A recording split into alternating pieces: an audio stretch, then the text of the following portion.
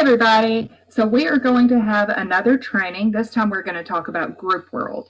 GroupWorld is the software platform we are implementing to the virtual tutoring program. So if you don't know me yet, I am Morgan Durham. I'm the graduate assistant for the College of Education and Human Sciences. I work directly with the virtual tutoring program. If you need to get in touch with me, you can email my student account at mdurham3@una.edu, or you can email the official program email, which is virtualtutoring@una.edu. That's also my cell phone number, 256-810-8467. Feel free to text or call me if you need me. So the agenda for today is we're going to very briefly cover what GroupWorld is. I'm going to show you a demo and a deep dive of the tools, and we are going to cover some basic troubleshooting. So GroupWorld is a software development company who's been around since 1997. They focus on delivering high quality and reliable online whiteboards and also web conferencing solutions. So web conferencing is like Zoom or Google Meet or Microsoft Teams. That's web conferencing. So what GroupWorld has done is combine that with an interactive whiteboard that you and your student will be able to use the tools on in order to conduct your lesson. So this is the software we are going to use to implement the program, and this is why we'll be able to do it live or synchronous. So real quick, I just want to cover some of the tools that I believe you will use more often than others. So we're just going to very quickly go over this. This is the screen of GroupWorld. There we go. Your video will populate here and your student will populate right underneath you. As you can see, there are several spaces available for videos. That's because it's not only a one-on-one program, it's how we're going to implement it mainly for now. But if you wanted to co-teach with someone, or if you wanted to teach, if both of you wanted to teach more than one student, you could. More than two people can be in a room at the same time. So if you click on this A right here, this toolbar will populate. And there are several tools in there that I think you will find useful. First one of which is called the free write tool. So that is a little pencil. If you see where the look for bright yellow on this presentation. Every time you see bright yellow, that's where I want you to be. So the little pencil tool is just a free write tool. So you can use that to draw, to write, to circle, to point things out. So it's a very handy little tool. The next one I want you to pay attention to is the text tool. So the text tool, when you click that button, a box will populate, this right here. And you will be able to type in that box. When you click outside of that box, anywhere else in the whiteboard, it will move the box over there and leave your text. So the box doesn't stay unless you want it to.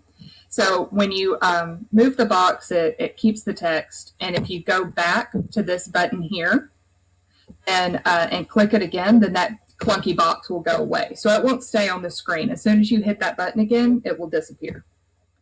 Okay, so instead of just showing you the arrow, I'm going to show you just random shapes because I'm not going to insult your intelligence by saying here's an arrow, here's a circle, here's a square. So just to show you generally what the shapes look like, I just did a combination of them.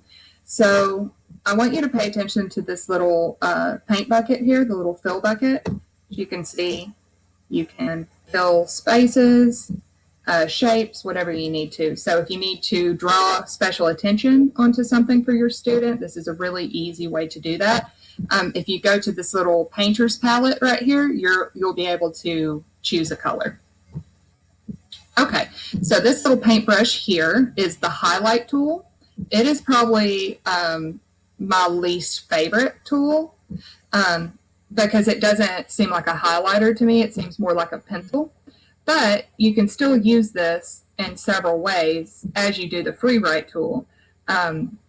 I just wouldn't use it necessarily as a highlighter like it says. Okay, so this little square here with the jagged lines, this is the select tool. When you drag this over a shape, for example, A very light blue box will populate. So look inside of the yellow border here, and there's a very light blue box. Once that populates, your select tool has been activated. You can adjust the shape or size of whatever you have selected by using these little tools and dragging them in and out, these little white dots here. Or you can grab the whole thing and pan it across the screen and physically move it across the screen. So an example of that is you can see we go from the bottom right corner to the top left. So, and you can also see that I've elongated it, I've pulled out the shape. So you have control over the shapes once they've hit the screen. So if you want to make something bigger, you don't have to delete it and go back and do it again. You can just do the select tool and pull it out a little bit and adjust it. So this is the cropping tool. It works a little bit different than what I'm personally used to, so I'm going to break that down for you. Again, look at the very light blue box here. So it is going to cut out everything outside of that box. I'm used to kind of the opposite being true, but if you see, this little piece of shape is on the outside, and that's the end result. It cuts that off. Okay, so if you do accidentally do it backwards, that's no big deal. You have these two handy dandy buttons here. That is the undo button and the redo button. So never feel like all is lost if you accidentally delete a whole page or anything like that. You can just undo it and go right back to where you were, and all is right in the world. Okay, so this is the upload button. You can upload documents, pictures, whatever, right from your computer and paste them into the interactive whiteboard, therefore making them interactive as well. So when you click that button, you get prompted to choose a file. For our purposes, I'm just going to choose the early childhood survey. Okay. So this is what it looks like when you paste something into the whiteboard. And I'm going to show you some of the tools we've already used already as being applied to this. So the text box that I showed you at the very beginning, that's what that looks like. And then after we click the button again, remember that box goes away and it looks like this.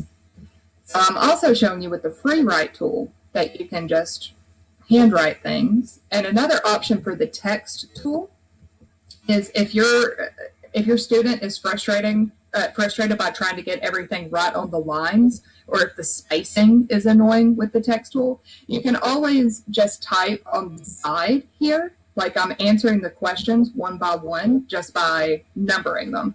So if your student is getting flustered by trying to keep things within the lines, or if the spacing is annoying them or whatever, you can just have them do it over here, and no harm, no foul.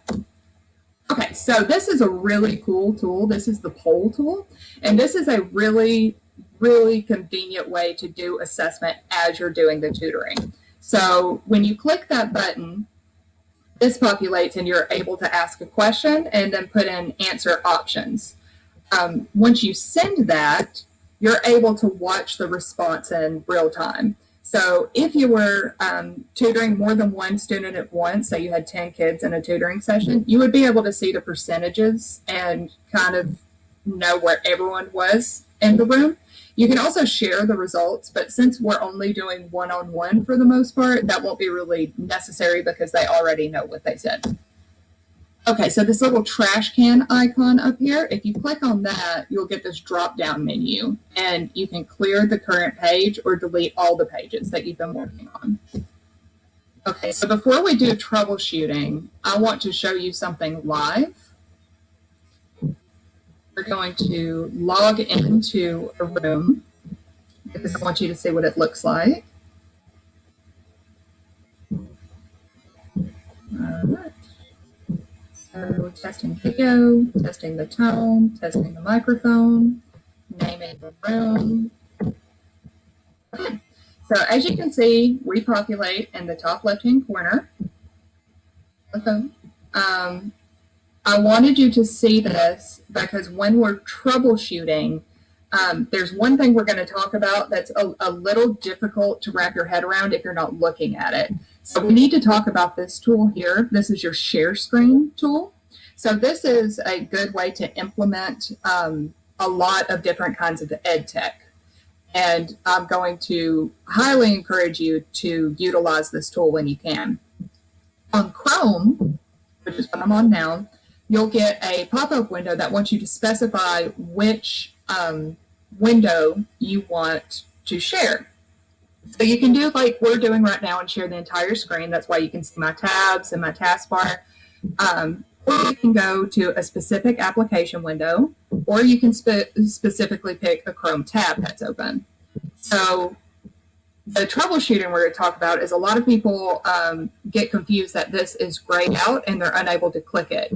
You have to click on one of these options before the share button populates. As soon as you click on one of these options, it turns blue and you're able to share your screen, no worries. So if it's gray, just remember that you probably haven't picked which option of screen to share. So we're just going to cancel that. Okay, and I also want to show you this. This is the button you use to invite your student, so you can populate a link this way and send it to them.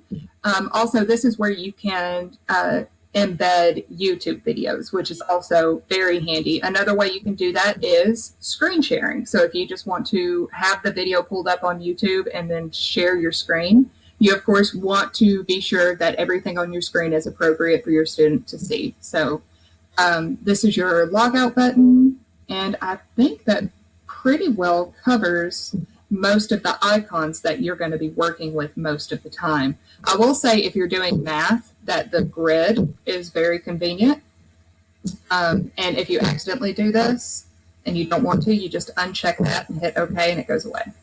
So that is the majority of the icons. The thing about GroupWorld that is very convenient is that a lot of these icons are very user-friendly. You have seen most of these before, and you can figure out what most of these do by playing with it. In fact, if you go to, we'll go to groupworld.net, and you go to this tab here that says Demo, and go to the first option, GroupWorld Demos. If you hit this button here, Web Conferencing Room, you'll be able to go in and actually play in a demo room, just like what you've seen me playing with in here. Now, this is a legitimate room, but so you may not be able to do everything I can do in here, but you'll be able to get to know the icons a little bit. Also, if you want to go into the math room, you can do that. And I'm going to make sure that this video is available to you as well so that you have additional demo tutorials to follow. So let's go over some troubleshooting just very quickly. Okay, so with troubleshooting, I just went ahead and pulled some of the most common issues. So if you have no audio, the first thing you should do is put in headphones. Some internal mics don't work with this technology, even if they already work with things like Skype. So if you don't have audio, the first thing you should try is put headphones in, or your student should put headphones in. Okay, so no video, no issue. The first thing you should do is check when you first log into the program, it's going to ask you for permissions over your microphone and your webcam. And if you accidentally click out of that and don't give permissions, that's okay. You would just need to go to the camcorder icon that shows up in the browser. And if you click on that, you'll be able to see if they have permissions or not and adjust it from there. If for some reason you can't find that camcorder icon or it's not populating for whatever reason, you can go to your browser setting and manually give GroupWorld permission to access your microphone and your camera. If you're sure that GroupWorld has permissions enabled, go ahead and switch your browser. So if you're on Firefox, go to Chrome. If you're on Chrome, go to Firefox. And if that still doesn't work, reboot your computer. I actually had this problem 3 days ago, and I followed all these steps. And by the time I rebooted my computer, it just popped right up and it wasn't an issue anymore. Okay, so if you have echoes or feedback, again, use headphones. I have been told by GroupWorld that this issue is more prevalent in Chrome than it is in Firefox. So if it seems to be a persistent issue or if it's a distraction to your instruction, then go ahead and just start off in the Firefox browser. Okay, and this was the share screen. So We already covered that, but when you're sharing your screen, you must make sure you click the window that you want to share, and that's when the share button will populate. So if you have any questions, you can email me or we can have a one-on-one conference. I'm perfectly happy to do either. Remember that you can visit groupworld.net and go ahead and demo for yourself. Or if you want to do a one-on-one conference and play in one of the actual rooms, I'm happy to invite you to it and we can go in there together and you can get more familiar with it. Also on groupworld.net, there are a frequently asked questions page. So if you want to look through that, I think that could be very helpful to you as well. So GroupWorld is really user-friendly. I don't think we're going to have any major issues. But again, this is a new program, so we're working out all the kinks and we're going to have some bumps in the road. So just be prepared for that. I hope that this helped in getting to know the program. And remember, if you have any issues or any questions, you just reach out to me and I'm happy to help, okay? All right, bye.